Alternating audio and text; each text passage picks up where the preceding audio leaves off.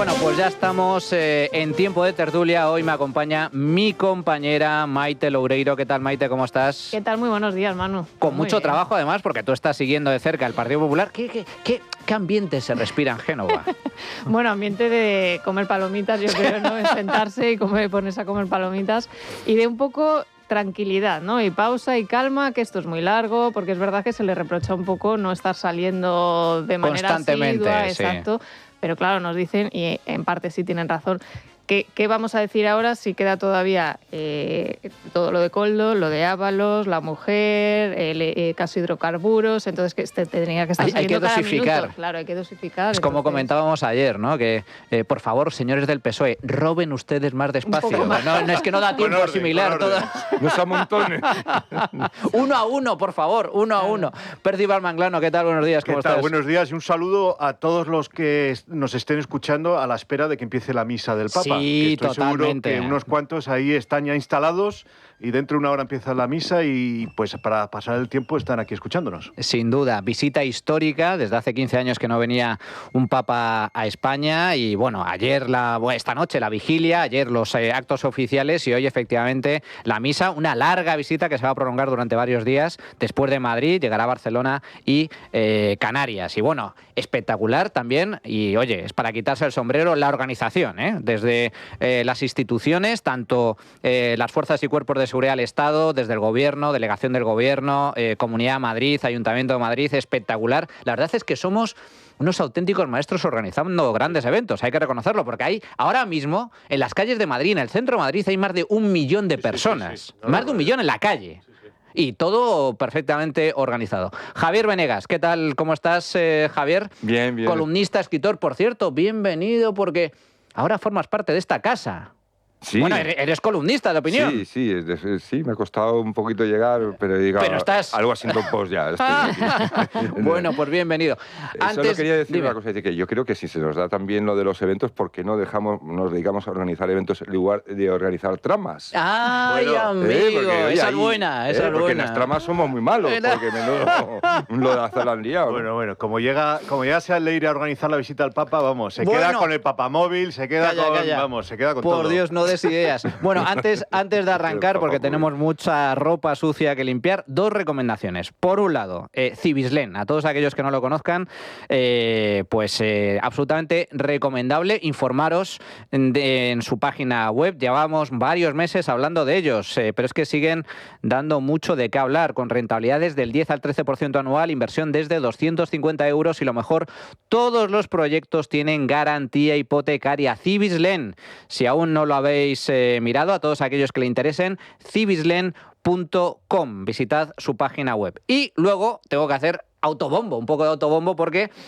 mi editorial me ha vuelto a invitar, de lo cual agradezco enormemente, a firmar la Feria del Libro de Madrid, para firmar ejemplares de mi libro Socialismo, la ruina de España. Estaré el próximo domingo de 5 a 7 de la tarde en la caseta 296 de HarperCollins. Domingo 14 estaré en el Retiro por la tarde de 5 a 6, caseta 296 de HarperCollins, para firmar a todos aquellos que quieran acercarse ejemplares de mi libro Socialismo, la ruina de España.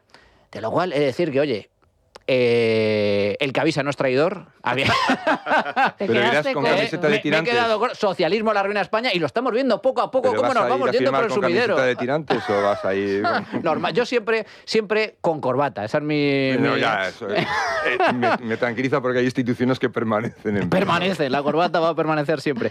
Bueno, señores, si os parece, me gustaría arrancar con el tema de las cloacas, porque es, de todos los casos de corrupción que estamos viendo en los últimos meses, este es el más grave, porque esta es una trama ideada desde el Partido Socialista no para corromper, que también, sino para enterrar la corrupción de Pedro Sánchez, con lo cual es tremendo, porque es un ataque a las instituciones. Ayer hablamos en profundidad de las agendas de Leire, de esa reunión P.S. que por cierto ya se ha confirmado que es Pedro Sánchez, porque en otra de las anotaciones de las agendas de Leire aparece otra referencia hablando de la necesidad de colocarle un abogado al hermano de P.S. Hombre, A ver, ya es evidente que estamos hablando de Pedro Sánchez, no hace falta decirlo, pero bueno, la cuestión, ayer hablamos de las agendas, pero es que me gustaría profundizar en uno de los casos más graves que hemos conocido del tema de las cloacas hasta la fecha, que es las reuniones que mantuvo Leire Díez con la directora de la Guardia Civil. ¿Por qué? Porque durante meses lo han negado que hubiera ningún tipo de relación, de contacto, de reuniones con la fontanera del PSOE. Pero está aquí que el sumario de las cloacas sí certifica literalmente que se produjeron al menos 3 reuniones entre la fontanera y la directora de la Guardia Civil. La directora ha dicho que bueno, que era para hablar de cosas personales. Pues también es mentira, porque hablaron de temas relacionados con las cloacas. Esto es gravísimo, porque esto demuestra que Leire Díez, a diferencia de lo que nos está intentando colar Ferraz, no era una militante cualquiera. Era una fontanera cloaquera del PSOE con mando del Partido Socialista y quién sabe si también del presidente del gobierno, con acceso directo a las instituciones, porque ya me diréis vosotros, ¿quién de nosotros o cualquier militante base del PSOE puede coger y reunirse con la directora de la Guardia Civil? Maite. Sí, yo creo que eso demuestra efectivamente lo que estás diciendo, que tenía acceso no solo a la directora de la Guardia Civil, sino a muchísimos cargos, ¿no?, dentro del propio partido. Hay reuniones que se han certificado ya. Y a fiscalía, es decir, un montón de cargos que demuestran que evidentemente estamos hablando de una persona de peso dentro del PSOE con mando, que era prácticamente la representante de Santos Cerdán en ese momento y por ascenso pues la representante incluso de P.S. Yo creo que la directora de la Guardia Civil está bastante en la cuerda floja, no porque se vaya a limpiar responsabilidad alguna dentro del gobierno, sino sobre todo porque ejercería en parte de cortafuegos con el ministro Fernando Grande Marlasco, que se ha quemado absolutamente porque hace apenas unos días estaba diciendo que no se había reunido, que no se había producido ninguna reunión entre la directora de la Guardia Civil y Leire Díez. Hemos visto que sí, y después ha intentado cambiar en varias ocasiones y tergiversar los hechos, dando la cara por ella, con lo cual yo creo que la única manera, de alguna forma, de establecer un mínimo de cortafuegos es que la directora de la Guardia Civil asuma alguna responsabilidad, sobre todo porque yo creo que los mandos, por lo que a mí me consta, están bastante en ebullición con todo lo que estamos viendo, porque hablamos de un cargo directivo importantísimo, no es una persona, no es una oveja negra, un garbanzo negro, ni muchísimo menos, sino que estamos hablando de la directora de la Guardia Civil, y en ese sentido yo creo que sí que quizá en los próximos días no sé, me da la sensación de que está bastante en la cuerda floja, aunque Pedro Sánchez, y es verdad, ha dado la cara también por ella, la ha defendido, con lo cual también Marlaska, huida hacia adelante. Sí. Pero lo cierto es que ha mentido. Tú la llegaste a conocer, Percival. Bueno, si me dejáis os cuento por una favor, anécdota, por favor. Porque define muy bien al personaje y define muy bien a la situación en la que estamos. ¿Sabes? Mercedes González fue concejal en el Ayuntamiento de Madrid en la misma época que yo, en la época de Carmena. 2015 a 2019. En esa época había una figura de la extrema izquierda que se llamaba Alfon, que había ido a una manifestación con una mochila con explosivos y le habían caído 4 años de cárcel por razones evidentes. Pero hete aquí que, como era de extrema izquierda, todos los partidos comunistas y de izquierda en general le defendían y gritaban libertad para Alfon y demás, ¿no? Eso desde el Ayuntamiento de Madrid, o sea, desde el Gobierno de Madrid. Entonces, hubo un debate en el Pleno del Ayuntamiento de Madrid en el cual intervine yo para decir que la izquierda tiene la costumbre esta de defender a delincuentes siempre que sean de su ideología. Y entonces fui con la foto de la entrada de la cárcel de Guadalajara en el 98, cuando entran Barrio Nuevo y Vera y toda la plana mayor del PSOE para arroparlos. Y entonces saco la foto y Mercedes González levanta la mano y dijo: yo estuve ahí. Digo, no me lo puedo creer. Pues esa es la directora general de la Guardia Civil. Entonces, esta anécdota me gusta por varias razones. Una, porque demuestra que las cloacas en el PSOE vienen de lejísimos. Es decir, no nos olvidemos, por ejemplo, que el juez del caso Filesa lo mataron civilmente, Marino Barbero. Lo del acosar a los jueces que investigan al PSOE, esto viene de lejísimos. Y que, desde luego, que ha habido cloacas en época del felipismo, vamos, sin ninguna duda. Y segunda razón por la que me gusta esta anécdota es porque define también muy bien el criterio que usa Pedro Sánchez para nombrar a su gente en las instituciones. ¿A quién hay que nombrar como directora general de la Guardia Civil? Que, por cierto, lo ha hecho 2 veces, en la legislatura anterior y en esta. Pues alguien con esta mentalidad, alguien que si es un militante del PSOE se va a ir a defenderlo aunque lo haya condenado la justicia, porque su única prioridad es defender al PSOE y defender a la gente militante de su partido. La justicia, el concepto objetivo de justicia, el concepto objetivo de que si has cometido un delito te tienes que ir a la cárcel, eso a los socialistas no se aplican, porque ellos están por encima de la ley. Esa es Mercedes González y por eso está metida en este lío, claro. Javier, ¿qué opinas de todo lo que estamos viendo? Porque claro, esta reunión se produce en un contexto muy particular, porque lo que ha desvelado el sumario y la investigación judicial por parte de la UCO es que desde el Ministerio del Interior se dio orden de limpiar a aquellos agentes que estaban investigando los casos de corrupción del PSOE. No hace falta recordar de nuevo, porque lo hemos escuchado en muchas ocasiones, el famoso audio de Leire diciendo quiero a Balas, uno de los responsables de la UCO. ¿Y por qué quería Balas? Quería Balas porque le estaba haciendo la puñeta al Partido Socialista. Pero es que no solo expedientaron a Balas, sino que abrieron investigaciones internas, expedientes internos a distintos agentes de la Guardia Civil que estaban investigando los casos del PSOE. Y una de las que estaba haciendo este tipo de operaciones chuscas por detrás es precisamente Leire, que necesitaba información. Quería información de los agentes, de Balas, etcétera, para intentar tumbar los procedimientos y las investigaciones judiciales. En este contexto es donde hay que ubicar estas reuniones que tuvieron lugar, por cierto, muy cerca de la sede de la Guardia Civil, con Mercedes González, la actual directora general. Pero ¿cuál es lo grave de la situación? Que lo han negado hasta ahora, que el sumario ha demostrado que efectivamente esas reuniones se produjeron. Javi. Bueno, es que lo grave de la situación es, tanto el otro día hablaba con una persona normal y corriente que a veces te saludan por la calle y dice, es que yo ya me pierdo. Sí, normal. Es decir, no consigo entender, es todo tan enorme, tantos nombres, tantas líneas de investigación, y dice que es que yo entro en los periódicos y salgo abrumado, ¿no? Bueno, pues eso es un poco lo que define esta situación.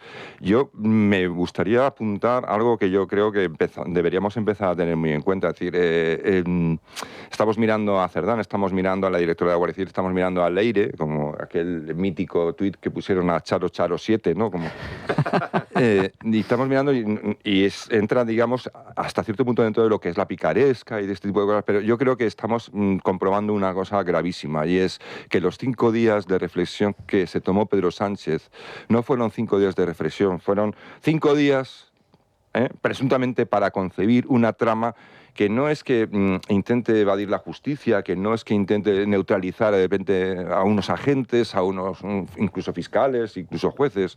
No, es una trama contra el Estado de Derecho, directamente. Es decir, Pedro Sánchez ya lo conocíamos de antes, ya teníamos más o menos un perfil del personaje, y quizá pensábamos que no nos iba a sorprender. Yo creo que si miramos en conjunto todo lo que nace de esos 5 días, que está aflorando ahora, es para darse cuenta de que Pedro Sánchez es un tipo que está demostrando de una forma clarísima que va a ser capaz de hacer lo que haga falta para mantenerse donde está. Yo creo que, perdonad que insista, sí, pero yo creo que es una situación realmente peligrosa. Realmente de enorme peligro, porque es un tipo además que estando donde está, ocupando el cargo que ocupa, estando en la Moncloa, es un tipo que tiene mucho más poder del que parece. Y me hace gracia porque hablamos siempre de ese muro que se ha hecho Sánchez alrededor de ese cortafuegos, donde pone ahí a sus tocones. Ahí pone a Ábalos, a Koldo, ahora a Leire, a la directora de la Guardia Civil. Que se acaban quemando todos, por cierto. Se queman. En la pira. Pero él está como diciendo, no, yo pasaba por aquí. Y yo no sabía nada. No, lo que estamos viendo es decir, ¿por qué Leire se va a tomar la molestia de anotar la P.S. 300 veces en su libreta? Por propia iniciativa, porque es una pelota vocacional. O no. Eso entra dentro de una lógica de mando, ¿no? Es decir, aquí un personaje es el que manda, el que sus deseos son órdenes y todos corren a servirle, ¿no? Es que fíjate, Javi, porque es puro sentido común, ¿verdad? Es decir, según la interpretación de Sánchez y del PSOE, un grupo de socialistas encabezado ni más ni menos que por el número 2 del partido Santos Cerdán, entonces secretario de organización, montaron un complot, una conspiración, a espaldas del presidente del gobierno para salvarle el culo al presidente del gobierno. Sin que pero vamos a ver. Un regalo. No, pero fíjate, ya sabes que yo lo he tratado en mi libro de la guerra invisible, lo he tratado bastante, pero aquí, y lo explico en el libro, es decir, tenemos que tener en cuenta que nosotros vemos todo desde el punto de vista local, ¿no? Esto es una lucha que tenemos por salvar, digamos, las instituciones, una mínima democracia con un mínimo juego limpio, el derecho a la alternancia, que estos señores no lo reconocen, la práctica, pero hay que entender que Pedro Sánchez no solo es el presidente o el secretario general del Partido Socialista y presidente del gobierno español. Pedro Sánchez es el líder de la izquierda internacional.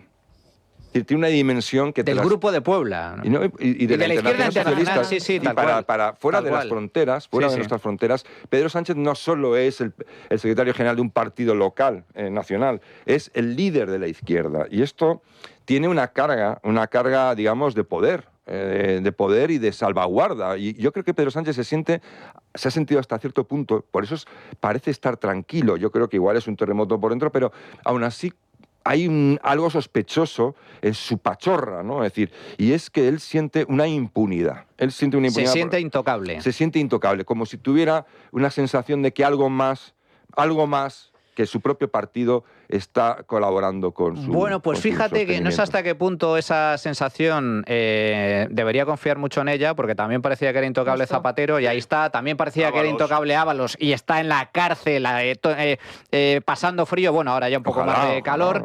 Y además, en este caso concreto, y es la primera vez, por eso me parece tan importante, más allá de la gravedad que tiene el caso, que es intentar tumbar procedimientos judiciales e investigaciones policiales, es decir, un ataque directo a las instituciones, a la democracia, es la primera vez que este caso, un caso relacionado con los escándalos del PSOE, tocan directamente al presidente del gobierno, porque es que en el sumario Pedro Sánchez aparece citado como el presi, el one, el uno, en varias ocasiones, en las agendas del Leire también, es decir, de una u otra forma, yo estoy convencido de que Pedro Sánchez, al menos como mínimo, va a ser llamado a declarar como testigo en el caso de las cloacas. Sí, yo lo que decía Javier es simplemente una puntualización. Es verdad que no hay que perder de vista la peligrosidad del presidente, lo estamos comprobando, pero también yo creo que hay que confiar en que el control que pretendía ejercer sobre todas las instituciones al final no es tal. No, eso es la lucha que tenemos. Claro, porque se nos ha vendido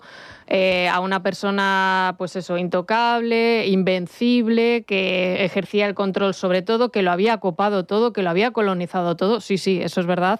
Pero cuidado porque las instituciones, mal que bien, han funcionado y eso yo creo que algo de elogio para una democracia como es la española, que siempre tendemos a criticar muchísimo y a decir es muy joven y aún así ha habido gente que ha hecho su trabajo, con todas las salvaguardas que quieras de tener que informar solamente a un grupo reducido de gente, con jueces que estamos viendo que han sido perseguidos, pero con fiscales que han intervenido en el proceso. Y luego añadir, Manuel, yo creo que aparte de del señalamiento directo del presidente, yo creo que es la primera vez que se incrustan de alguna forma dentro del estamento jurídico. Es decir, hasta ahora por lo menos podía haber sensaciones de que había ciertos jueces de un lado, de otro, todo el mundo tiene su ideología evidentemente y como tú has repasado antes en la Gürtel, ese chorizo que metieron en la sentencia para perjudicar en este caso a Mariano Rajoy, pero hasta el punto de que una cloaca se incruste dentro del estamento judicial, es decir, de que tenga, según decía el propio sumario, gente hablando, fiscales afines o fiscalía cercana, que paraban los casos, que intentaban, como en el caso de Plus Ultra, archivar la causa. Yo creo que eso no se había dado, es decir, que ese choque que estamos viendo a todos los niveles socialmente se ha producido dentro también de la propia Fiscalía, de los jueces, a todos los niveles, y eso es preocupante, pero cuidado también porque está funcionando. Estamos viendo que al final, aunque se reunió 5 días le han valido al final para enterrarse más todavía a sí mismo, porque no solo no ha conseguido parar todas las causas judiciales, sino que ha abierto una más y la más grave de todas contra el propio Partido Socialista, contra sí mismo y contra el Gobierno. Fijaos que además el partido, efectivamente, hay que recordar que el juez Pedra de la Audiencia Nacional ordenó el registro de la sede para encontrar indicios y seguir investigando sobre la financiación de las cloacas, porque aquí lo que se está investigando es, una vez más, que esto no es un grupo de militantes que actuaba por libre, sino que desde el Partido Socialista se financió, se apoyó a Leire y sus cloaqueros con dinero público e incluso poniendo a su disposición la infraestructura del partido. Hay que recordar que Leire se reunió con Santos Cerdán, según la UCO, en más de 30 ocasiones, 22 de las cuales fue en Ferraz. Y además que recibió dinero a través de facturas falsas del partido. Por eso la gerente del partido también ha sido imputada. Pero fijaos, simplemente para que tengamos constancia de la capacidad de influencia que tenía Leire, en una reunión con uno de los agentes chivatos, colaboradores de la trama, admite que esté tranquilo, que ella tiene mucha mano, tiene confianza con la directora general, con Mercedes González. No, es que yo no te puedo contar nada porque la ley de secretos oficiales me impide. Mira, la composición, el funcionamiento, los nombres de la UCO son secretos, por ley. Todo, sí. Por ley es secreto. Eso a ver si lo cambiáis, porque está pendiente. ¿Me estás entendiendo? Que te quiero decir que eso mañana se publica y saben que soy yo y a mí me machacan hasta las ¿Escuchas un momento? A ver, por favor, vamos a ir por partes. Para que yo pueda protegerte a ti, o sea, que yo quiero protegerte a ti, porque yo sé que tú no has hecho nada de todo esto, lo que necesito saber es quién, cómo, dónde, cuándo y por qué. Las 5 W del periodismo... Yo te podré contar algunas cosas, otras todas no lo sé, y si no las puedo preguntar. Escúchame, tú me vas a contestar lo que sepas. Y además de lo que sepas, me vas a decir si hay alguna prueba física, sí o no. Si la hay, la vemos, si no, ya está. ¿Vale? Esto, en principio, mi siguiente conversación va a ser con la directora de la Guardia Civil. No, yo con eso no quiero. La mía. Sí, pero la directora general de la Guardia Civil, a ver... Es de mi confianza. Es de mi confianza, pero fijaos cómo actúan las cloacas, cómo actúa Leire. Quiero información sucia. ¿De quién? De la UCO. Dame trapos sucios de la UCO. ¿Para qué? Para acabar con los agentes que están investigando al Partido Socialista. Y esto se lo cuenta a un exagente de la UCO que tiene información al respecto y que está colaborando con la trama. ¿Y qué le ofrece a cambio? Le ofrece favores. Y me dicen, bueno, es una simple militante, no tenía ninguna capacidad de influencia. ¿Ah, sí? Pues es que la cuestión, a continuación, tal y como demuestra la investigación, tuvo 3 reuniones con Mercedes González. 3 reuniones, 3. Al menos que se sepa. Y en esas reuniones, ¿de qué hablaba? Hablaba de favores, hablaba también de la trama, porque pidió, de hecho, que se le creara un puesto específico a uno de los agentes que estaba colaborando con la trama. Y parece ser, y esta es una información de última hora que publicó ayer Artículo 14, la directora de la Guardia Civil fabricó una plaza en Roma para Rubén Villalba, el agente que colaboraba con la trama, a pesar de que, según ella, aseguró que no le había concedido el favor, que en cuanto Leire le pidió ese favor, que ella acabó la conversación y se levantó de la mesa. Pues parece que no. Según Artículo 14, la directora de la Guardia Civil no solo se reunió con Leire, sino que también escuchó su solicitud y creó una plaza en Roma para este agente. ¡Hombre! Percival. Militante de base. El tono, militante de base, o sea, claro. El tono de la que estamos escuchando es de una militante de base. O sea, yo es que no supero lo del tono, esa forma de hablar. Escúchame, mira. A, B, C, D, y pegando ahí golpes encima de la mesa, aunque era coronel, en fin, no era un oficial de la Guardia Civil, pero ¿qué forma de hablar es este? O comandante, sí. ¿Qué forma de hablar es este? O sea, es la forma de hablar de alguien que se siente respaldada por el poder al mayor nivel. Y segundo, el consiglieri de la mafia. Bueno, exactamente. Pero sin las formas de Robert Duvall. Sí, Robert Duvall era un caballero. Exacto. Te ponía cabezas de caballo en la cama, pero no te gritaba. Pero con elegancia. Exacto, con elegancia. Sí, después, los tiempos han cambiado. Sí. Y lo que decía Maite también... O sea, ¿dónde están los límites de la cloaca? Yo es que, de verdad, cada vez estoy más convencido de que no es que el PSOE tuviese una cloaca, no, es que el PSOE es una cloaca y entonces tiene distintas ramas. O sea, el gobierno ahora mismo actúa como una cloaca con distintas ramas, con distintos brazos que actúan en momentos distintos. Pero es una organización pensada como tal, para organizarse como tal, y donde los puestos en la administración se han otorgado para que actúen como tal. Y la Guardia Civil es un buen ejemplo. Vamos a ver, ya he contado la anécdota de esta Mercedes González, cómo es, ¿no? O sea, el PSOE está por encima de la ley y aquí nadie va a investigar al PSOE. Entonces, su labor es penalizar o obstruir cualquier investigación que pueda perjudicar al PSOE. Y entonces se rodea de gente que hace lo mismo. Entonces tenemos al DAO, al famoso Manuel Llamas, que no es... Que no soy yo.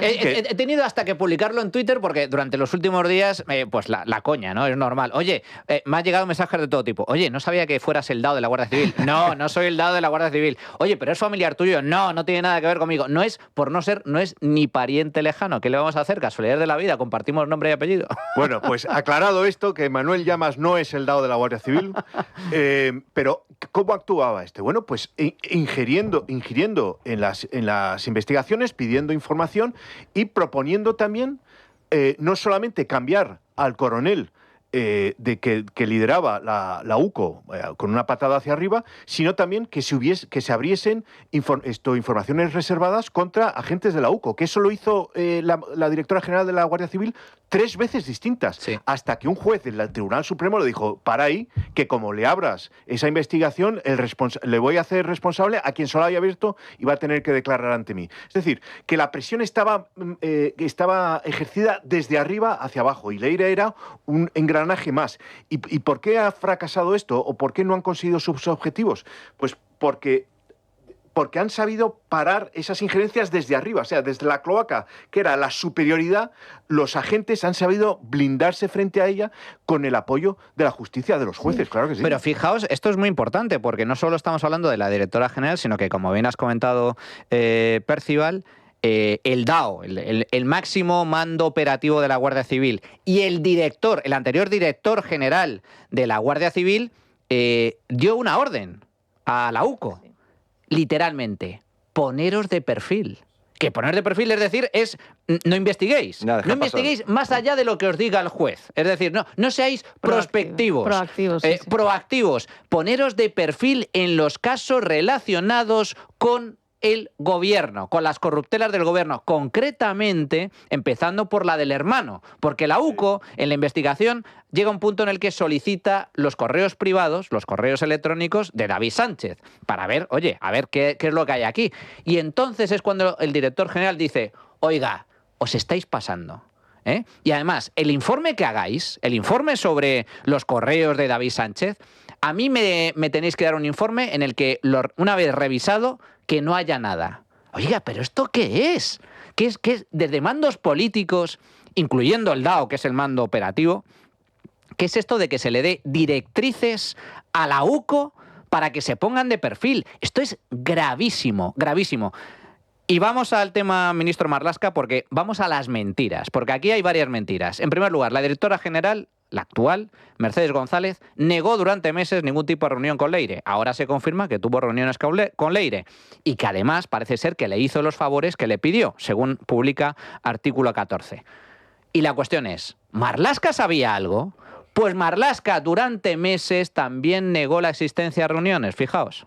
Que no he conocido, evidentemente, ninguna actuación que pudiera ir dirigida a menoscabar el trabajo de las fuerzas y cuerpos de seguridad del Estado y, en este caso, de la UCO, simplemente porque si lo hubiera conocido no la hubiera tolerado. Vale, o sea, que no hubo reuniones, que él no sabía nada. Pero es que luego, una vez que se conoce el sumario y se certifica que efectivamente las reuniones existieron, cambia un poco la versión y dice que bueno, que sí, que pudo haber reuniones, pero que en todo caso no estaban vinculadas a la trama y que él, desde luego, no sabía nada. No tuvo ningún contacto con Leire relativo y en cuyo desarrollo hubiera habido ninguna conversación, ninguna referencia a la trama. Hechos absolutamente graves. Cuando digo de ningún tipo relacionado con la trama, que se hablara en algún momento en los hechos objeto de la trama o le propusiera nada relativo a la trama. Y me remito al contenido del comunicado de la directora de la Guardia Civil en parámetros de una reunión un encuentro, me da igual como lo queramos llamar, donde ella no entiende que se va a hablar de nada así y finalmente es cuando saca Leire el tema de a ver si puede volverse a reponer en su puesto al comandante Villalba. Y en ese momento, y me remito al comunicado, la directora da por cerrada la conversación y no tiene ninguna otra. Bueno, pues dos versiones totalmente diferentes. En la primera no hubo reunión, él no sabía nada y además que es que no hubo reunión, y en la segunda, pues sí, parece ser que hubo reunión pero y, no. y que la directora se lo comunicó, pero que bueno, que no hablaron de la trama. Y una vez más, insisto, una vez más, artículo 14. Parece ser que sí hablaron de cosas cloaqueras y el favor que le pidió Leire, la directora de la Guardia Civil, se lo concedió. Le creó una plaza en Roma específica a este agente que colaboraba con la trama o que tenía interés en la trama. Y ya para terminar, no os pongo ningún otro corte.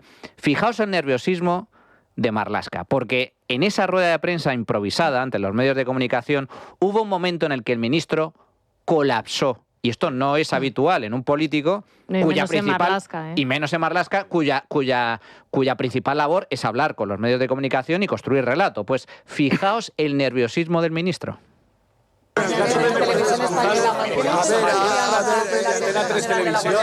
Perdonad,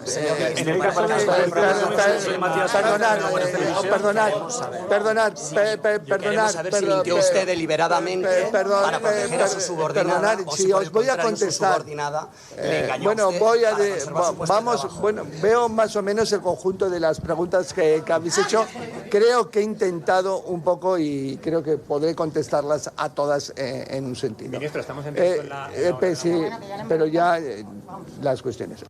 Es que balbuceaba. No están acostumbrados precisamente a eso. Fue muy caótico ese canutazo, ¿no?, de recogida de declaraciones. Se escuchaba bien de fondo, ¿no? Pero es que entonces le engañó la directora de la Guardia Civil. Hubo muchas preguntas muy incisivas. Yo creo que el propio ministro, ante la falta de argumentos y sobre todo ante la cascada de preguntas, porque como no ofrecen ruedas de prensa y como se ha estado diciendo durante tanto tiempo que esto era la fachoesfera y que era simplemente un invento de la derecha, no están acostumbrados a eso, a que se les ponga contra la pared, como hemos visto en este caso al ministro, porque las preguntas estaban muy bien formuladas y que había una mínima explicación. El ministro completamente colapsó. Y simplemente añadir, no solo dio dos versiones de los hechos, dio una tercera, porque al final de las declaraciones dice, bueno, sí, le hablaron de temas, pero luego ella enseguida cortó la conversación. Sí, en cuanto le nombraron... Claro, cortó paró. Pero entonces le hablaron de esos temas, no le hablaron, se reunieron, no se reunieron, sí se hablaron, pero ella cortó la conversación.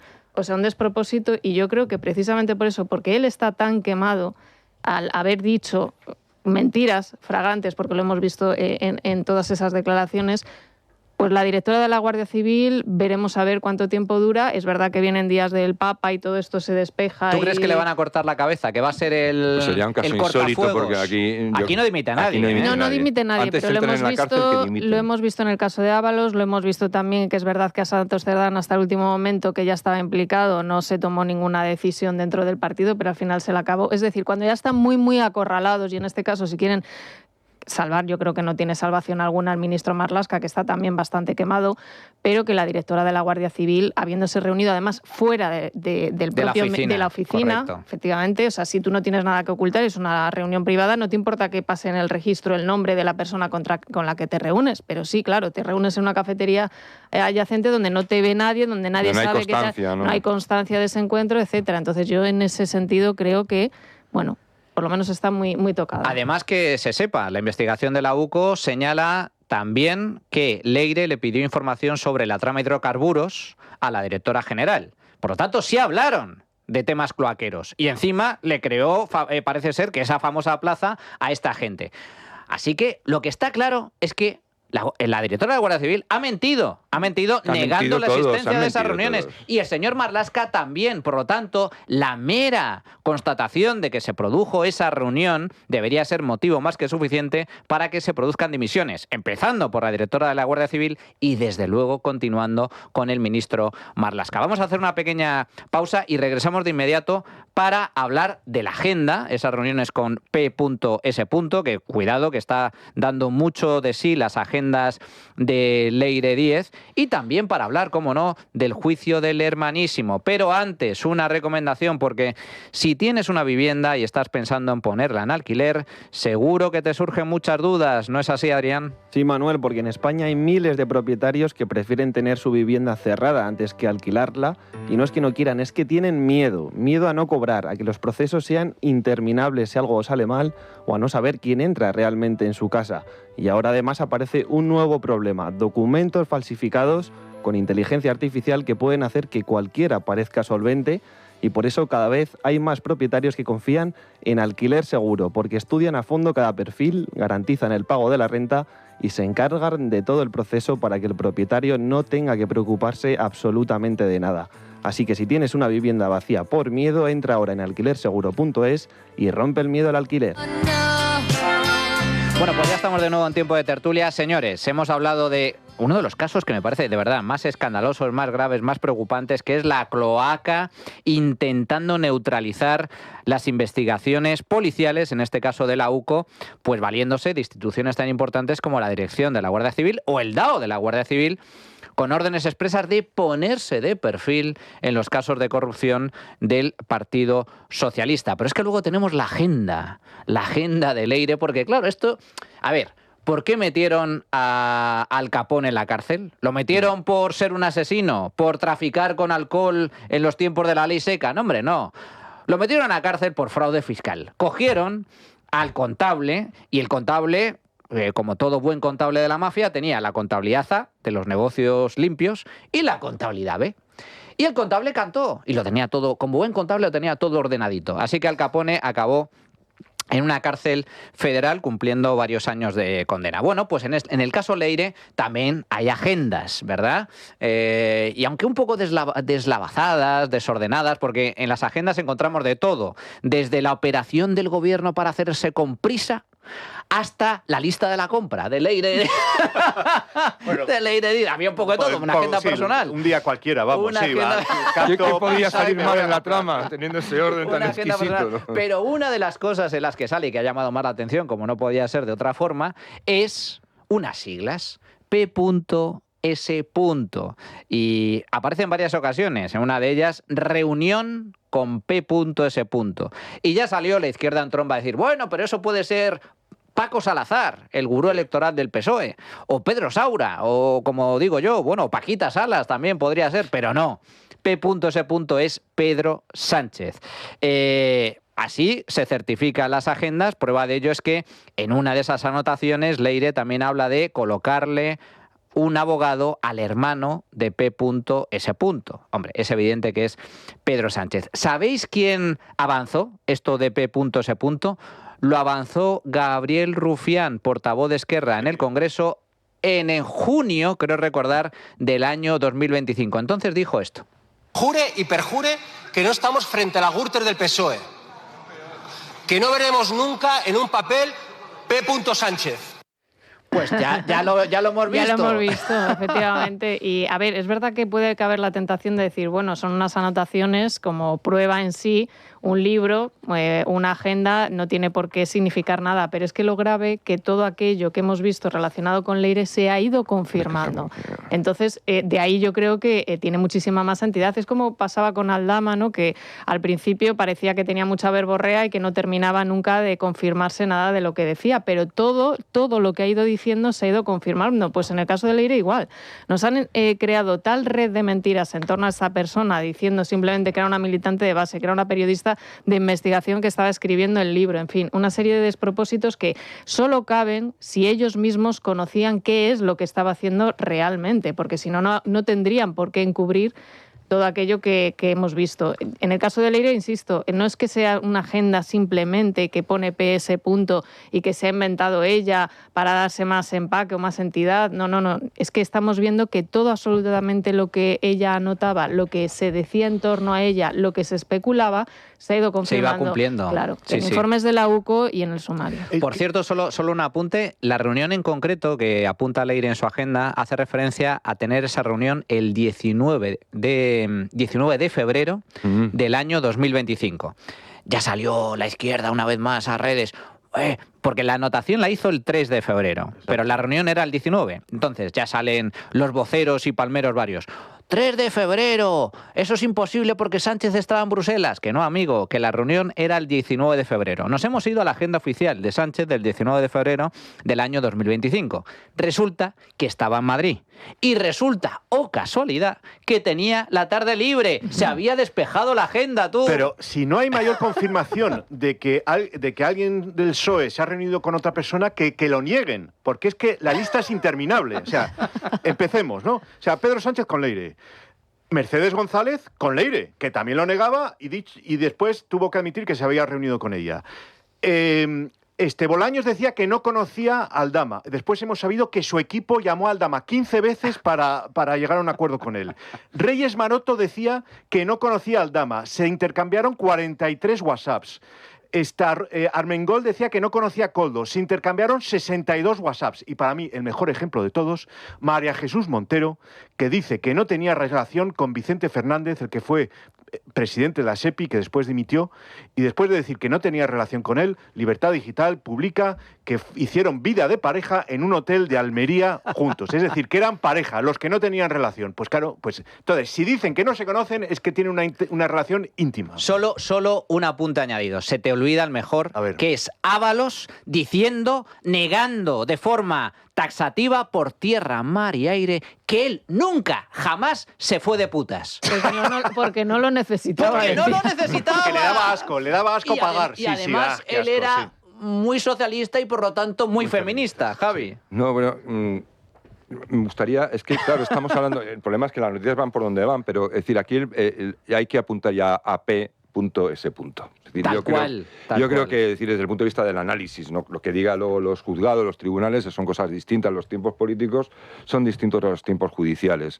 Y yo creo que empezar a apuntar a Pedro Sánchez, porque estamos hablando de Leire, es decir, que da mucho juego, que nos ha dado un montón de munición, pero yo creo que desde el punto de vista del análisis hay que apuntar a Pedro Sánchez. Pedro Sánchez es un tipo que llega a la Moncloa y según llega a la Moncloa la empieza a liar. Es que no pierde ni un minuto. Es decir, ha actuado como si esto fuera jauja. Es decir, él tenía una conciencia clara de decir, en el momento que yo pise la Moncloa da un poder y encima del Partido Socialista, secretario general, aquí no hay quien me pare ni quien me tosa. Esa es la mentalidad que tenía. Y entonces, yo lo voy a decir así, siento que ser irrespetuoso, llega una pareja de chonis a la Moncloa y la empieza a liar parda. Ha metido a su hermano, es que es todo, es decir, desde el principio, su hermano, chabacano, papá, el padre debía decir, tu hermano es un vago, haz algo con él, y bueno, pues vamos a ver, crearle un puesto ficticio. La mujer, oye, que Pedro, que estoy aquí aburrida, y yo tengo también que despuntar como tú, poco más o menos. Pues nada, no te preocupes, vamos a montarte algo por ahí con un montón de empresitas, ¿no? Y la Universidad Complutense. Bueno, que solo un apunte, Javi, que la mujer se dedicaba en su labor profesional al fundraising, es decir, a captación de fondos, y la cuestión es que se mantuvo captando fondos, pero siendo la mujer del presidente, claro, lo cual es indecente. Yo no sé si es ilegal, pero desde luego es indecente. No, desde luego. Yo creo que ya es indecente tener que existan algo parecido, aunque sea formalmente el nombre, captación de fondos. Es decir, usted o consigue, o gana, o se lo merece, o le dan una subvención, pero una estrategia para captar, ¿no? Vamos a captar, merezcámoslo o no. Entonces yo creo que hay que empezar a ponerlo sobre la mesa, porque decía Maite, y tenía razón, que afortunadamente las instituciones han resistido, ¿no? Es decir, es una buena noticia, pero yo creo que tendríamos que ser conscientes del peligro, lo que estábamos comentando fuera de micrófono. Muy peligroso. Que estos son el peligro que hemos corrido y que estamos corriendo. Y que seguimos, ¿eh? Y que estamos medianamente a salvo, primero, porque hay personas que todavía tienen, como se diría antiguamente, honor y decencia, y han ido por delante con esto. Y también porque, bueno, pues hemos resistido, porque estos son unos auténticos gañanes. Menos mal. Unos auténticos gañanes. Pero si esto lo monta alguien con un poco de cabeza, esto lo monta alguien que de verdad dice, vengo aquí a tomar el control de este país y a colonizarlo absolutamente todo. Si esto lo hace alguien con cabeza, pues yo creo que seguramente habría resistido igual a las mismas personas, pero hubiese sido muchísimo más difícil pillarlos. Totalmente, estoy muy de acuerdo contigo. Muchísimo más difícil. Entonces, yo creo que hay que empezar a pensar, yo el otro día lo escribía precisamente en Libertad Digital, yo creo que hay que empezar a pensar que esto tiene que cerrar un ciclo de 20 años. 20 años en los que este país había dado la vuelta, nos lo han dado la vuelta desde dentro, nos lo han dado la vuelta en política exterior. Estamos con Colombia, con Irán, estamos con Venezuela, con Cuba, con Xi China, Jinping, con que por Irán, mucho que lo llaman presidente y es un con señor China, dictador como la copa de un pino, y nos han dado la vuelta a todo. Entonces, y encima hemos empezado a tener que asumir que si piensas distinto o tienes unas creencias diferentes, tienes que pedir perdón de forma preventiva, perdón por existir. Entonces yo creo que esto tiene que darse la vuelta porque, evidentemente, yo creo que hasta el votante socialista, habrá una parte que no, tiene que darse la cuenta de que, como le pasó a los griegos con el PASOK, es decir, llega un momento de decir, mire, usted puede ser un radical de su partido de toda la vida, pero usted tiene que llegar a un punto en el que diga, evidentemente, el coste es tan alto, que ya no me compensa, es decir, ya no compensa. Entonces yo creo que esto, me gustaría que esto empezara a coger fuerza. Fijaos, ¿no? Que me parece muy, muy relevante lo que estás comentando, Javi, porque efectivamente esto apunta directamente ya al presidente del gobierno. Por supuesto. Y ojalá que esto se traduzca, porque no hay mal que por bien no venga, en la desaparición, porque se está jugando la desaparición del Partido Socialista y no es la primera vez que sucede. El PASOK, que era todopoderoso en Grecia, ha desaparecido del mapa. El todopoderoso Partido Socialista en Francia ha desaparecido del mapa. Ojalá Pedro Sánchez sea la puntilla para acabar con el Partido Socialista, porque es que se están jugando la propia existencia. Fijaos, comentaba yo antes, lo surrealista de la argumentación del PSOE, ¿no? Es decir, un complot ordenado por Santos Cerdán, Leire y sus compinches de forma absolutamente actuando por libre, sin conocimiento del partido, a espaldas de Pedro Sánchez, para salvarle el culo a Pedro Sánchez, lo cual es incomprensible. Pero hay otra segunda derivada.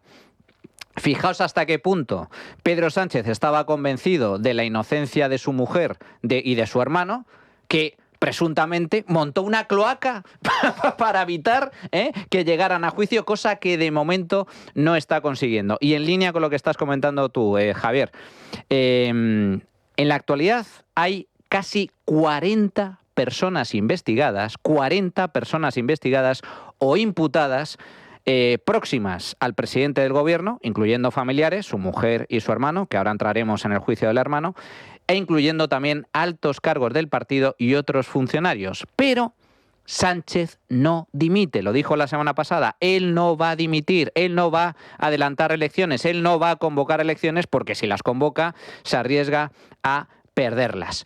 Por eso, y luego vamos a abordar el caso Bad Bunny, que me parece de una polémica también interesante con el tema de las incongruencias y contradicciones del feminismo patrio, a pesar de todas estas corruptelas, Pedro Sánchez no dimite. ¿Y quién ha resumido esto a la perfección?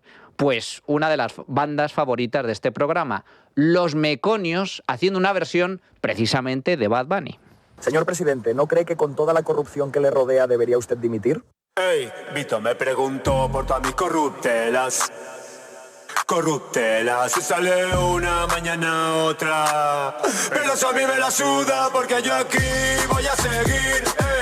No pienso dimitir, ven y observa tu presi. Sexy, ey, me la suda lo que pueda salir. Pues sabes que aquí voy a seguir. Ey, no pienso dimitir, ven y observa tu presi. Sexy, ni con una volviendo buena sacarme de aquí. Estoy cerca de corruptelas, de movidas, de mi bro, de mi piba. Ávalo babeando por su concubina. Y esa Cerdán, adicto a la mordida. Tengo el copa en la trena, voy a escándalo por día. Pero todos son casos que no conocía. Si salgo a la calle siempre alguno me la lía. Los de ultraderecha me tienen manía. Me estoy consumiendo para el Ramón.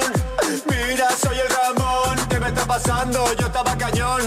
Me han dicho que es por una maldición. Máquina del fango, todo es un marrón. Media España quiere echarme ya de mi mansión. Espérate sentado si quieres mi dimisión, muchacho, ni de coña.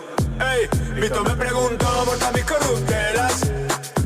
Corruptelas, se sale una, mañana otra. Ey, pero me la pela, Vito me preguntó por todas mis corruptelas. Ey, corruptelas, se sale una, mañana otra. Pero presidente, con tanta corrupción debería usted dimitir. Pero eso a mí me la suda porque yo aquí voy a seguir. Pues él va a seguir. Y Maite, no solo él pretende seguir al frente del gobierno, sino que incluso aunque pierda la presidencia del gobierno en caso de elecciones generales, hay ya muchos socialistas y expertos en la materia que dicen que su intención es seguir al frente del partido de la oposición. Sí, yo lo escuché el otro día en Horizonte a Tomás Gómez, que es una persona que le conoce muy bien, que ha estado ahí codo con Pedro Sánchez y que decía precisamente eso, que dado que las encuestas, si se confirman, recogen un gobierno de la derecha, como estamos viendo que muchos se van a echar a la calle, que prácticamente sea imposible gobernar para la derecha, que dure muy poco, quizá 2 o 3 años, y que él en ese tiempo, su aspiración, él decía, lo decía además muy convencido, es que Pedro Sánchez se quede como líder de la oposición y se haga una especie de Donald Trump de regresar después para intentar otra vez ocupar la Moncloa. Es decir, que incluso que pierda las elecciones, cuidado, porque además el PSOE ya tiene antecedentes de no haberse podido librar de él. En el Congreso aquel federal, que fue auténticamente dramático. Con la urna detrás de la cartón, etcétera. Pero hay un cuidado con eso. Y además es que él cuando llega cambia los estatutos del partido. Sí, claro. Sí, para que el comité ejecutivo no pueda reemplazar a Es que él ha hecho en Moncloa lo que hizo ya en el PSOE. La militancia, que ya sabemos cómo funciona. La militancia es él, la cloaca claro, cómo funciona. Totalmente. La militancia cómo se puede manejar. Es que es verdaderamente asambleario, es típico Pablo Iglesias. Sí, ha tomado el control del partido total. Decías, Manuel, que hay ya 40 imputados. Yo 40. creo que una pregunta relevante es cuántos de esos van a cantar. Y entonces, puede ser que, como dice Maite, esto sea el plan de Pedro Sánchez de resistir, pero si aquí empieza a cantar todo el mundo, el horizonte penal de Pedro Sánchez se pone muy complicado. Porque, claro, aquí hay una organización criminal, eso es evidente. La duda es quién la dirige. En el momento en que se pueda definir, porque alguno implicado diga, yo recibí órdenes de Pedro Sánchez, pues chico, ahí ya... Pero, Percival, es más que una organización criminal, porque esto afecta directamente a la estabilidad de un Estado. Sí. Es decir, esto es digamos, por decirlo solamente, es como una especie de golpismo blando que va más allá de simplemente del robo, que el robo es gravísimo, pero es igual que ocurre con el exterior. No solo una cuestión de Zapatero robando, sino realmente qué hay por encima del robo, qué intereses están en juego, ¿no? Entonces yo creo que es más grave que una organización criminal. Yo creo que debemos es un medio, pero no es el fin en sí mismo. Estamos jugando en última instancia la democracia misma, y no es la primera vez que sucede. La libertad. Oye, que esto ha pasado, por desgracia, a lo largo de la historia en muchos países. Hugo Chávez llegó democráticamente, limpiamente al poder, y luego se ha convertido en lo que se ha convertido Venezuela. Por lo tanto, mucho cuidado, porque esto efectivamente es muy grave. Comentas el horizonte judicial del Partido Socialista. Hay muchos casos. Comentas también la importancia de que haya colaboración con la justicia. Estamos viendo cómo Víctor de Aldama, que está a la espera de sentencia, ha colaborado con la Fiscalía. Estamos a la espera de qué es lo que va a pasar con Julito Martínez, el amigo de Zapatero, porque también está dispuesto a cantar, y con lo cual esto puede dar mucho de sí, pero la cuestión, la justicia es lenta, pero actúa. El primero que va a conocer la sentencia, o de los primeros, perdón, porque el Tribunal Supremo en los próximos días, seguramente esta misma semana, ya dé la sentencia de José Luis Ábalos, de Koldo García y de Víctor de Aldama. Pero el siguiente es el hermanísimo, hombre, ese artista, ese director de conciertos que no se merece la humanidad. El Bon Karajan español. David Sánchez, que esta semana, pues ha continuado el juicio, ha testificado, ha declarado también el que presuntamente le colocó en la Diputación de Badajoz, el señor Gallardo.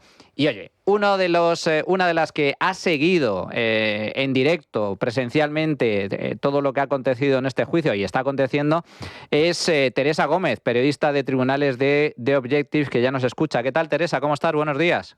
¿Qué tal? ¿Cómo estás, Manuel? Oye, cuéntanos, ¿qué ha dado de sí esta semana el juicio del hermanísimo? ¿Cómo ves? ¿Por dónde está discurriendo? Y sobre todo, ¿está siendo favorable a los intereses del hermano o no? Pues mira, yo creo que el primer día, el lunes, sí que fue bastante favorable a los intereses del hermano, porque los dos directores de conservatorio, Yolanda Sánchez y Evaristo Valentí, que en instrucción dijeron que efectivamente la plaza había sido dada ad hoc para el hermano del presidente del gobierno. De hecho, hay un email que manda Valentí a su homóloga, a Yolanda, con el asunto el hermanísimo, antes incluso de que se convocase el concurso, es decir, el mismo día que se publican única y exclusivamente las bases. Durante el juicio oral han rebajado bastante su declaración en instrucción. Y aquí han dicho pues que eran rumores, que no era tanto que fuese para el hermano de Sánchez, más que existían rumores de que se iba a presentar al concurso. Entonces, el primer día fue muy favorable para el hermano del presidente del gobierno, porque además también se le exoneró de uno de los delitos al considerar que estaba archivado, y el otro delito a Gallardo también se le exoneró de él, o sea, por la contratación del hermano, pero esto era previsible porque la juez en ningún momento le había imputado por ese delito. O sea, no sabemos muy bien por qué luego apareció ese delito cuando fue procesado, porque en un primer momento no estaba. Pero luego, a partir del martes, la cosa ya cambió muchísimo, dio un giro de 180 grados. O sea que a partir de ahí empiezan una vez más, hay testigos, hay testimonios que ya empiezan a apuntar a que efectivamente esa plaza se creó ex profeso para colocar al hermano, ¿no? Así es, declaró una de las testigos que era candidata a optar a esa plaza, Cristina de Fruto, y Cristina de Fruto corroboró que recibió que recibió un mensaje de un compañero que le decía que la plaza iba a ser para el hermano, y que la recibió 3 días antes, recibió ese mensaje 3 días antes de esa entrevista que tenían personal, que ella tenía pensado incluso no presentarse a la entrevista porque después de ese mensaje pues se le habían quitado las ganas, pero recibió el día de antes una llamada de la Diputación de Badajoz diciéndole pues que estaban muy interesados en su currículum y que se presentara. Entonces ella dice, entonces yo me presenté. Dice, pero durante la entrevista me di cuenta que no me tenía que haber presentado. Dice, duró 15 minutos, no me hicieron ni una sola pregunta, me di cuenta que no les interesaba absolutamente nada. Me dice, y cuando terminó la entrevista me dicen que les ha gustado mucho mi exposición y que mucha suerte. Dice, a mí al decirme que mucha suerte, pues algo me olí, porque que mucha suerte en tu vida profesional cuando acabas de hacer una entrevista, pues oye. Me dice, pero cuando me di cuenta que se había producido un agravio comparativo es cuando yo no gano esa plaza y en cambio la gana el hermano de Pedro Sánchez porque había respondido muy bien a las preguntas de la entrevista. Dice, claro, a mí no me realizaron ni una sola pregunta, por lo tanto no podían saber si yo las iba a responder bien o mal, porque no se me realizaron preguntas. Pero por cierto, Teresa, el tema de las preguntas, hay que recordar que durante la instrucción del caso, la juez Viedma le pregunta precisamente sobre esa entrevista, le dice, bueno, ¿y qué le preguntaron a usted? ¿Y cuánto duró esa entrevista? ¿Qué le preguntaron? ¿Qué proyecto presentó? Y no supo contestar. No sabía nada. No sabía ni o sea, yo entiendo que 10 años después no te vas a acordar de las preguntas exactas, pero puedes acordarte, pues, la entrevista. Yo recuerdo hace 10 años en una entrevista de trabajo por dónde me preguntaron. O sea, no recuerdo las preguntas exactas, pero sí por dónde fue la entrevista. Él no recordaba absolutamente nada. Entiendo que me preguntarían, decía en instrucción él, ¿no? Bueno, pues aquí sí que es un dato objetivo porque a esta candidata no se le hace ningún tipo de pregunta y a él sí se le hacen preguntas, porque claro, si se apoyan en que consiguió el puesto de trabajo por las respuestas a las preguntas, pues obviamente hay un agravio comparativo porque a la otra persona no se le hace ni siquiera pregunta. Eso por un lado.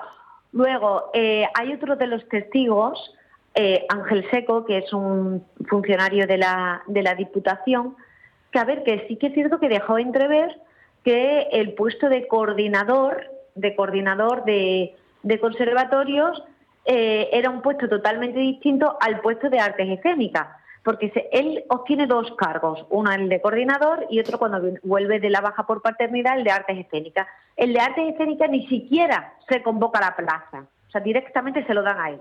Entonces, lo que defienden su defensa y la defensa de todos los acusados es que es la misma plaza, pero que hay un cambio de nomenclatura. Uno de los testigos lo que dijo es que no tiene nada que ver una plaza con la otra. Es decir, que ser coordinador de conservatorio es coordinar los 2 conservatorios que tenía, y la Oficina de Artes Escénicas era otra cosa que por el momento nadie ha sabido explicar en qué consistía, ni siquiera el propio David Sánchez, una cosa tremenda. Y luego estuvo muy bien la declaración de Antonio Balas. Una vez más, Antonio Balas, efectivamente, que también declaró en el juicio de Ábalos, fue muy contundente. Él ya, evidentemente, por su trabajo está acostumbrado a este tipo de comparecencias, pero donde apuntó directamente a Gallardo, sin ningún tipo de dudas. Sí, Gallardo creó la plaza del Hermanísimo.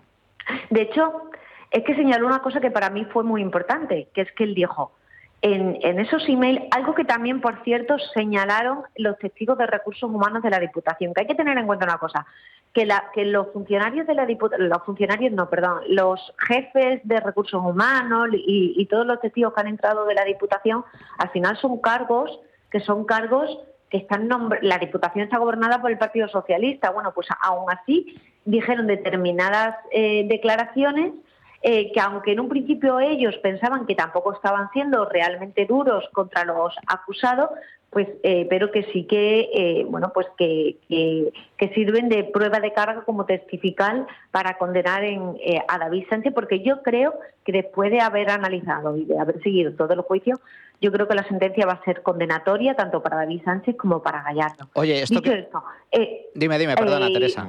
Dime, perdón. No, digo que esto es muy importante, muy relevante lo que acabas de comentar, porque es justo lo que te iba a preguntar para terminar, que por tu olfato, tu larga trayectoria en materia de tribunales, tú te hueles que la sentencia va a ser condenatoria. Pero totalmente. Por lo que te decía, por un lado, por la declaración de Balas, donde explicaba, oye, en un primer momento, Gallardo, cuando le dicen que tienen que hacer 30 cambios dentro de la Diputación, él se queja a Recursos Humanos y él dice que no se pueden hacer contrataciones, que no hay presupuesto, que tal, y le dicen Recursos Humanos, tranquilo, que no son nuevas contrataciones, que son personas que ya están trabajando dentro de la Diputación, lo único que vamos a hacer es una reorganización. De hecho, el asunto del email es reorganización. Y en cambio luego, en un primer momento se queja porque no quiere hacer contrataciones, porque no hay presupuesto, y luego de repente crean un puesto que no era ni necesario porque llevaba 10 años sin existir, había existido, pues eso, hacía 10 años y desde entonces no se había vuelto a cubrir porque no era necesario, y crean una plaza de dirección, que era el jefe de conservatorio, y nueva, cuando anteriormente se había quejado de que no se podían hacer nuevas contrataciones, ¿no? Eso por un lado. Y luego la declaración de David Sánchez, pues no fue muy favorable tampoco para él. David Sánchez declaró 10 minutos, bueno, de hecho declaró 10 minutos y 40 segundos, para ser exactos. Contestó solamente a su abogado. No supo explicar, y quiso explicar por qué durante la instrucción no había sabido explicar dónde estaba su oficina, y dio una explicación, de verdad que yo por más que me la he escuchado, es que no la entiendo, porque es muy rocambolesca. Pero es que claro, a ver, Teresa, estamos hablando de David Sánchez, que hombre, digamos que no es el lápiz más afilado del estuche, porque ni siquiera preparándose la intervención supo dar explicaciones solventes sobre la creación de la plaza. Teresa Gómez, periodista de Tribunales de The Objective. Teresa, muchísimas gracias. Y una vez que salga la sentencia, porque esto va a continuar durante la semana que viene, pero en breve acabará el juicio y habrá sentencia, espero poder contar contigo aquí en el estudio para que nos cuentes de primera mano todo lo que ha sucedido en el juicio. Y oye, veremos si efectivamente... Bueno, la semana que viene ya estoy allí, el juicio ya queda visto para sentencia el martes. Y la semana que viene estoy Pues allí la semana contigo. que viene aquí te esperamos y lo comentamos. Mil gracias, Teresa. Fuerte abrazo. Un beso enorme. Bueno, vamos a hacer una pequeña pausa y vamos a entrar en el tema del juicio porque, hombre, es que hay que escuchar al hermano. Lo del hermano.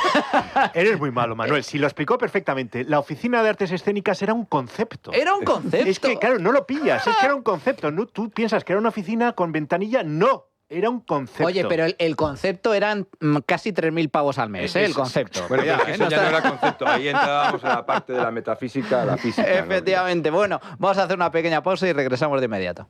La trinchera de llamas. Bueno, pues ya estamos de nuevo en tiempo de tertulia. Antes de continuar, importante, optimiza tu empresa y cumple con la normativa con Prana, el software de gestión español con más de 40 años de experiencia que te ayudará a controlar tu facturación y contabilidad. Prana, el software de gestión más sencillo del mercado desde solo 19 euros al mes. Pruébalo gratis 30 días y disfruta de un 10% de descuento adicional en todos los planes por ser oyente de radio. Visita pranalibertad.com e introduce el código LD10. Bueno, señores, vamos a hablar del juicio porque nos ha hecho una crónica estupenda Teresa. Me quedo con ese titular porque Teresa tiene olfato. Hombre, se dedica profesionalmente a esto desde hace muchos años. Es buenísima y dice que la sentencia todo apunta que puede ser condenatoria. Hombre, a ver, es que hay que escuchar a a David Sánchez, al hermanísimo, que en la anterior comparecencia, en la anterior declaración ante la jueza, en este caso la jueza de instrucción, Beatriz Viedma, que por cierto fue espiada por las cloacas, que tiene narices la cosa, y le han abierto 7 inspecciones, requerimientos fiscales, que tampoco es casualidad, pues resulta que hizo una declaración estrambótica, surrealista, que todos conocemos. Pero ahora en el juicio también ha declarado, y le han preguntado una vez más por su famosa Oficina de Artes Escénicas. ¿Y qué ha dicho el hermanísimo? A pesar de que fue usted el coordinador de la Oficina de Artes Escénicas, no hace usted mención a la oficina donde se habría desarrollado esa labor después del cambio de nomenclatura. ¿Puede explicar a la sala por qué? Bueno, precisamente porque no era entendido como una oficina con ventanilla o un edificio físico. Señor David, ¿puede repetir esto? No lo he escuchado bien, por favor. Sí, que no era entendido como una oficina en sí mismo, una oficina física con una ventanilla. Entiendo que es lo que usted quería preguntar, ¿no? Que la oficina no era un edificio, sino una categoría administrativa. Entiendo que sí. Entiendo que sí. Percival, a ver, una cosa. Cuando a mí me dicen Oficina de Artes Escénicas, y dices, ¿una oficina de artes escénicas? Pues resulta que no hay oficina, que era un concepto. Sí, claro, es que estáis muy por debajo del nivel de David. Entonces, él vive en un nivel superior y entonces su labor profesional está a nivel de las ideas y desarrollaba su trabajo así. Entonces, claro, por eso insiste en lo de la ventanilla. O sea, es importante lo de la ventanilla. No era una ventanilla, era eso, una categoría administrativa. Vamos, que era un invento que se habían inventado para pagarle a un sueldo. Pero en fin, un par de cosas más, si me permitís. Primero, hay que subrayar, lo has dicho de pasada, Manuel, esto es muy importante, que el juicio se ha celebrado a pesar de la cloaca. Porque una de las prioridades de la cloaca desde que se forma es que no se celebre este juicio. Y para eso espían a la juez Viedma, para eso intentan retener informes, que le hemos dicho en la primera parte de la tertulia, que el director general de la Guardia Civil da la orden para que se pongan de perfil con los informes relativos al hermano de Pedro Sánchez. O sea, que es que todo estaba hecho para que no llegásemos a este punto. Bueno, pues es una buena noticia y creo que tenemos que felicitarnos porque se haya celebrado este juicio. Después de la crónica que ha hecho Teresa, que efectivamente es muy buena, es llamativo como ese primer día los que habían intercambiado los emails del hermanísimo se retractan. O sea, es que hay que subrayarlo esto. O sea, uno que trabaja ahí en la Diputación le escribe a otra que trabaja en la Diputación un email con el título El Hermanísimo y dice, este puesto está dado para el Hermanísimo. Y entonces viene el juicio y les preguntan por ese mail, dicen, no, es que no lo pensaba de verdad, era simplemente un rumor. Hombre, por favor, si os estáis intercambiando emails, algo sabréis. ¿Y qué es lo definitivo en esto? Pues que siguen trabajando ahí, hombre, es evidente, y que se están jugando sus Y algunos habas, de ellos ascendidos, ¿eh? Ascendidos. Y no van a perder el puesto por esto. Y ya, última cosa.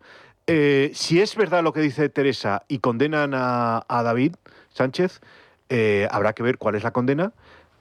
Apelará. Ahora, yo no tengo la menor duda de que su hermano le indulta. Vamos, pero ¿En serio? Sí, no tengo la menor duda que sería por la capaz cara, indulta al hermano, a tomar viento. Esto ha sido un lawfare, exacto. Hemos sido víctimas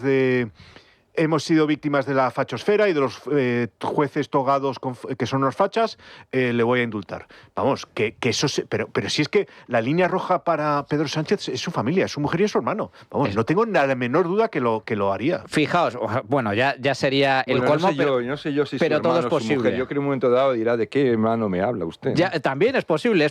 Pero fijaos, estamos hablando de David Sánchez y maravilloso esto de la oficina en realidad no era una oficina, era un concepto, era algo abstracto, y por eso precisamente intangible. Por eso precisamente no iba a trabajar, que también me hizo mucha gracia el abogado del hermano en la primera sesión del juicio, que dijo, hombre, señoría, faltar al trabajo, el absentismo, no ir a trabajar y cobrar no es delito. Hombre, claro. Ser cara dura no es delito. Exacto. No, pero el juez le quedó muy claro a quién estaba juzgando la categoría del personaje. En fin, pero es que luego está Miguel Ángel Gallardo, que para mí es el principal responsable, porque, a ver, te pueden pedir como favor el secretario general de tu partido o el presidente del gobierno que le crees una plaza exprofeso, diseñada a medida para su hermano, y tú negarte.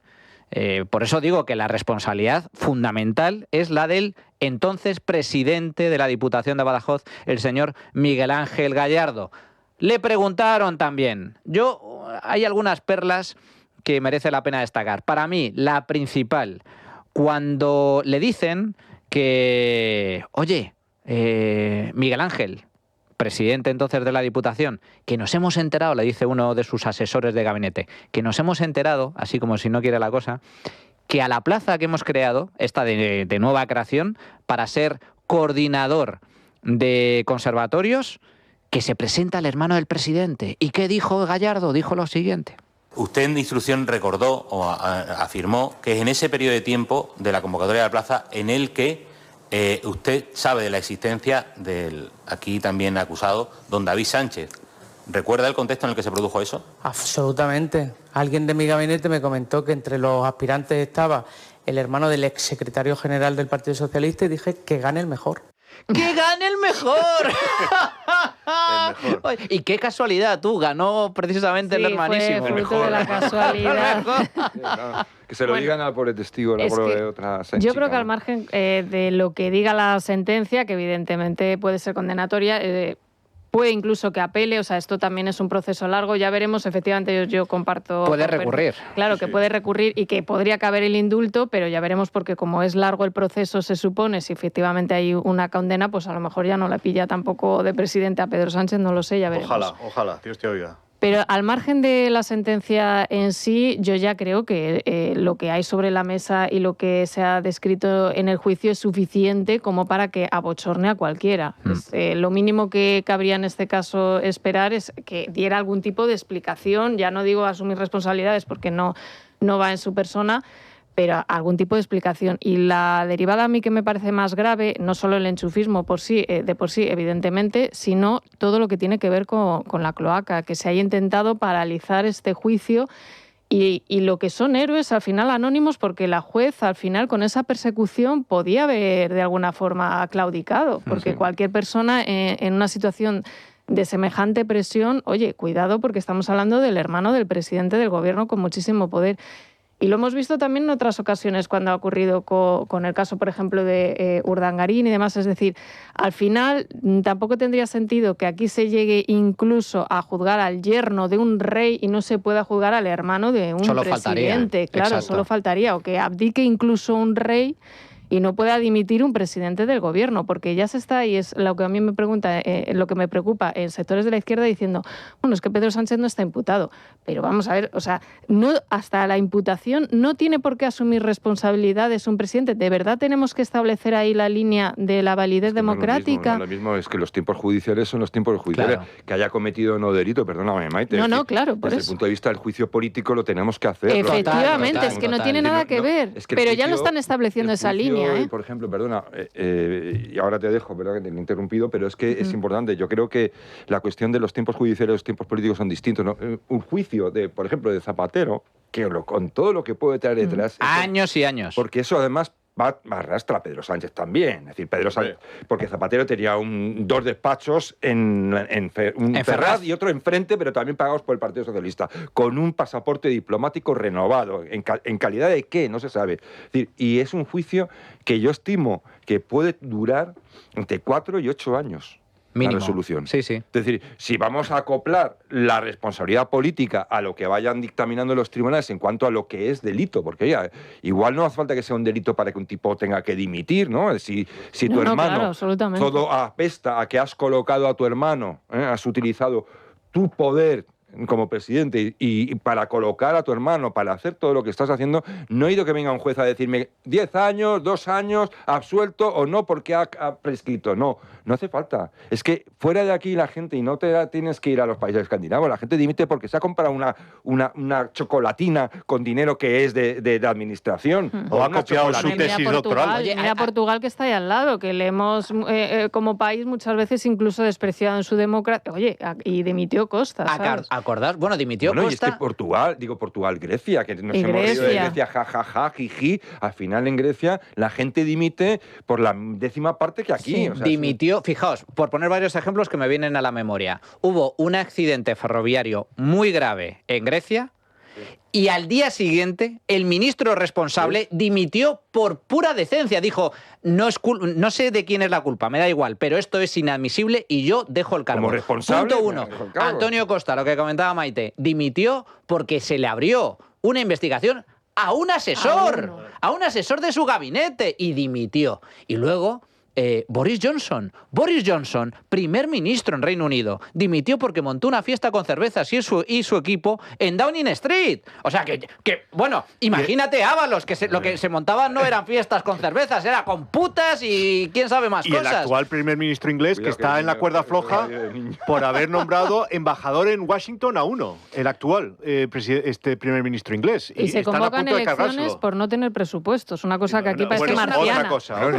Luego, es decir, yo soy muy español y soy muy patriota, pero es decir, yo veo a Gran Bretaña que está fatal, pero en algunas cosas yo veo que está muy por delante. Dentro del propio partido muy por delante. Se cargan a su líder. Sí, o sea, sí, cuando un se líder la exigen lía, responsabilidades, no hace falta que vengan los otros a cargárselo. Es que dicen, no, espera, que ya estamos nosotros para eso, ¿no? Su propio partido, y ya tal se cual. han cargado, yo creo que eran 4 o una cosa así, o 5. Pues se cargaron a Margaret Thatcher, imagínate. Entonces, yo creo que eso es sano. Entonces, que los tribunales tienen que juzgar, porque luego hay que averiguar y hay que saber cosas que igual no sabemos solamente del análisis político, hasta dónde ha llegado esto, cuáles son los nombres, cuánto es el dinero, con quién se han visto, por qué, en qué momento, tal. Eso es muy importante, ¿vale? Y es importantísimo que haya ahí una acción de la justicia lo más impecable, lo más profunda posible. Pero desde el punto de vista político, no necesitamos que un juez venga a decir que Pedro Sánchez es culpable o lo tenga que imputar. Pedro Sánchez tiene que estar ahora mismo en la puñetera calle. Y ya veremos si luego está en la puñetera cárcel. Veremos, pero efectivamente, muy de acuerdo, una cosa es la responsabilidad judicial y otra cosa es la responsabilidad política. Y aquí el problema es que no se asumen responsabilidades políticas, esto es lo trágico. Y por cierto, los mismos socios del gobierno, PNV, Junts, Esquerra, que apoyaron la moción de censura de Pedro Sánchez en contra de Mariano Rajoy por el caso de corrupción del Partido Popular, ahora, con escándalos muchísimo más graves que los que en su día sufrió el Partido Popular, siguen apoyando a Pedro Sánchez. Me gustaría preguntarte al respecto, Maite, porque la última semana se ha pronunciado Feijóo sobre esa posible moción de censura. Junts le ha exigido que vaya a Waterloo a ver a Puigdemont, ya solo faltaría que tenga que ir a rogarle a Puigdemont, a ese golpista y sinvergüenza y golfo, rogarle el voto para que le apoye la moción de censura. ¿Cómo está la cosa? Bueno, hay debate interno en el PP. Yo no creo que en torno a la posibilidad de que la moción prospere, porque estamos viendo cómo PNV y Junts en el último momento aprietan, pero no terminan de ahogar. Al final reculan. Lo hemos visto en el caso del PNV y también de Junts, porque plantear ya lo de Waterloo saben que efectivamente eso no se va a producir. Pero sí que cuando esto vaya, digamos, avanzando en un mes de junio que nos espera muy intenso, ¿qué es lo que hay que hacer? Si presentar igualmente la moción de censura como le pide Vox o no, aunque se pierda de alguna forma. Sería un error. Yo creo que sería un error. Yo, en ese sentido... Si la presentas la ganas, si no, no. De ahí el debate, porque desvías el foco, porque vuelves a estar en el centro otra vez, porque das y que la posibilidad... puedes perder. O sea, puedes perder el debate, digamos que el debate parlamentario lo puedes perder contra Pedro Sánchez. Tiene más tiempo incluso de intervención. Es decir, yo creo que... Joder, es que es verdad, es que yo creo que meterse en ese jardín... Es un jardín, sí. Igual en un momento dado, antes, cuando empieza a aparecer lo primero, yo qué sé, decir, pruebas porque estás todavía sin quemarte. Pero ahora mismo sería un error. Fuera de control. Lo único que vas a dar es un foro en el que va a salir este jeta y todos los suyos a significar como la soledad de la derecha en el Parlamento, ¿no? Es decir, una soledad que no alcanza para las mociones se presentan para ganarlas y, oye, yo creo que a Junts... lo dije en su día y lo vuelvo a repetir ahora, yo creo que cabe la posibilidad de que se pueda presentar una moción que incluso llegue a apoyar Junts, pero solo hay que presentarla si se cuenta con el apoyo de Junts. Pero no, Junts no va a apoyar la moción para combatir la corrupción del PSOE, sino que es que Junts tiene un problema en Cataluña, y es que Alianza Catalana con Sílvia Orriols es que va a desaparecer, es que Junts va a desaparecer el año que viene, está muerto. Como no hagan algo... pues vamos, esa desaparición se puede dar por garantizada. Bueno, vamos a ver cuál es el resultado de la tuit de encuesta, Adrián, porque hemos preguntado a nuestros oyentes ¿Quién es P.S.? Así es. Así es, Manuel. Esa es muy difícil, esa Yo creo pregunta. que en realidad significa, pues ya estaría. Pues ya estaría. A ver. Pues nuestras opciones que hemos dado a esta pregunta en nuestra cuenta @trincherallamas era Pedro Saura, Paquita Salas o verdaderamente Pedro Sánchez. Y los oyentes, obviamente, con toda la razón del mundo, creen... Pues un 20% cree que es Paquita Salas y un 77% cree que ya es Pedro Tenemos unos Sánchez. oyentes muy cachondos. Muy cachondos. Vamos a escucharles. Buenos días. PS es Pedro Sánchez, el jefe de un grupo de forajidos que están arruinando España, llevando las instituciones a la ruina, la economía y toda España. Eso es lo que hacen el PS y su equipo de forajidos. Buenos días, muchas gracias. Pero todavía seguimos dudando de quién es P.S. Es el Celón de la Moncloa, el sinvergüenza que para salvar a su mujer, que se la estaba liando parda, porque ya lo lleva en el ADN, igual que para ayudar a su hermanito, y ahora no conoce ni a Leire Díaz, ni a Santos Cerdá, ni a Ábalos. No conoce a nadie. Yo no tengo la menor duda de que la fontanera estuviese al servicio de Pedro Sánchez, pero con todas las informaciones que ya habían salido, dudo mucho que Pedro Sánchez se arriesgase a reunirse con ella. Malo es, pero tonto no. Para eso ya tiene un montón de sicarios a sueldo dispuestos a hacerlo por él. Entre ellos, su Consejo de Ministros. Yo creo que PS es Partido Socialista. PS no es perro sarnoso. PS no es psicópata. PS no es putas y sobornos. PS es Pedro Sánchez. Bueno, pues muchísimas gracias a nuestros oyentes, que, a ver, la verdad es que la pregunta era pura retórica, efectivamente es Pedro Sánchez, pero es que tenemos unos oyentes muy cachondos, porque un 20% dice que no, que es Paquita Salas. Pues vete tú a saber, igual es Paquita Salas. Paquita Salas, en fin. En la intimidad igual es Paquita Salas.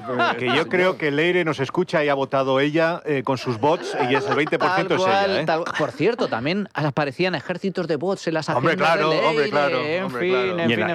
Y en la empresa de las hijas de Zapatero. Ay, también. Dios mío. La granja de voz es algo brutal, terrible, terrible. Bueno, Maite Loureiro, muchísimas gracias, como siempre, hermano. Un auténtico placer. Percival Manglano, placer. Amigo Javier Venegas, muchísimas gracias. Muchas gracias a ti, Manuel. Y nosotros ahora continuamos con Sandra León, sección A Contracorriente, donde vamos a tratar un tema que también ha levantado mucha polvareda, porque fijaos, han expedientado a un funcionario del SEPE, del Servicio Público de Empleo, por trabajar, por atender a los ciudadanos sin necesidad de cita previa. Desde aquí, todo nuestro apoyo. Un héroe. Un héroe nacional. Pues hemos hablado con él a continuación. La Trinchera de Llamas, con Manuel Llamas.